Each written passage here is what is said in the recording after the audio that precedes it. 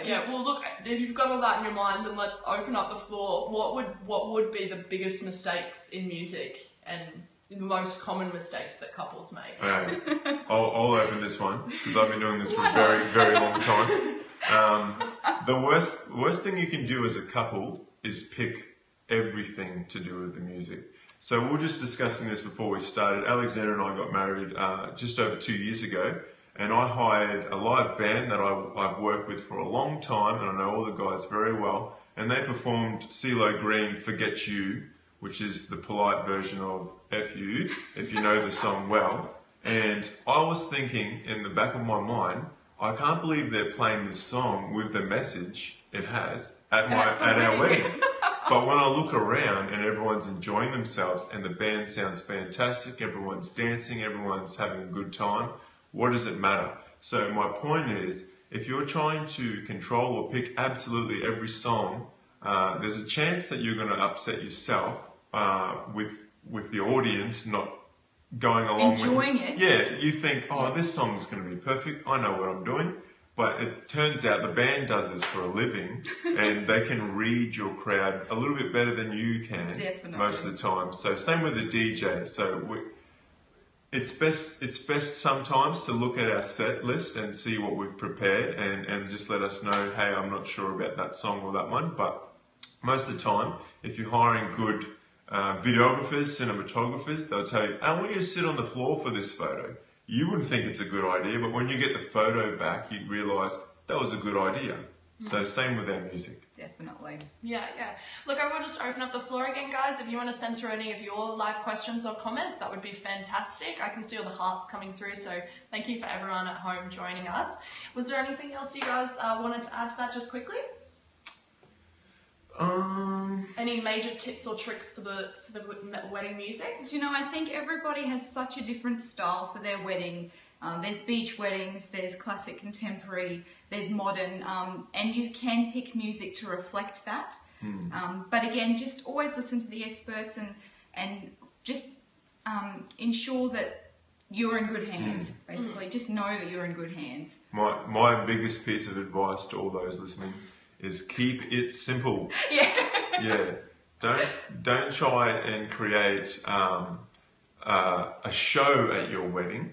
You want your wedding to be about you and the one that you love and your marriage and your wedding in the future. So don't worry about trying to please absolutely everyone with all the lights and with all the music and everything. Just keep it simple and leave it to the providers that know what they're doing best. And I'm sure you're going to realise at the end of your wedding, that was the best day I've ever had in my life. Absolutely. And you can't control everything. So just try and keep it really simple and leave those that know what they're doing in control.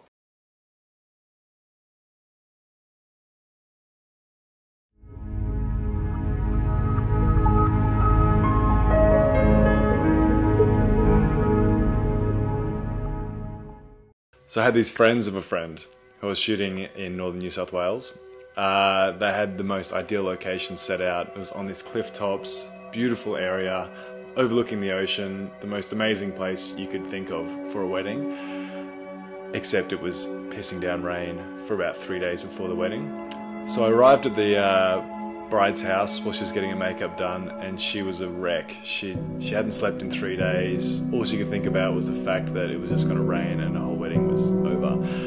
It ended up getting to a point when she just went, you know what, screw it. Everyone's going to get wet, and that's that. They just got to deal with it. I hope they brought umbrellas.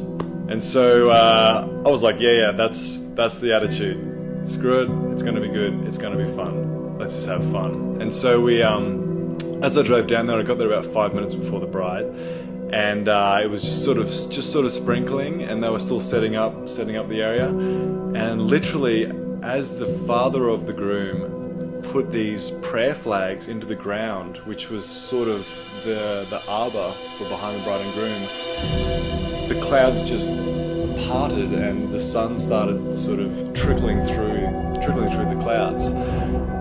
As the bride arrived, the rain had all but stopped, and as she came down the aisle, the sun sort of just miraculously came out, and everyone, there was an audible gasp. Everyone knew that something special had just happened. And then, as if that wasn't crazy enough, during the ceremony itself, she actually, while they were saying their vows, this full arch rainbow came out over the ocean in the background. So we're standing there with the whole crowd. You've got the bride and groom, these prayer flags, ocean in the background, and a storm still brewing, and this massive full arch rainbow over the horizon.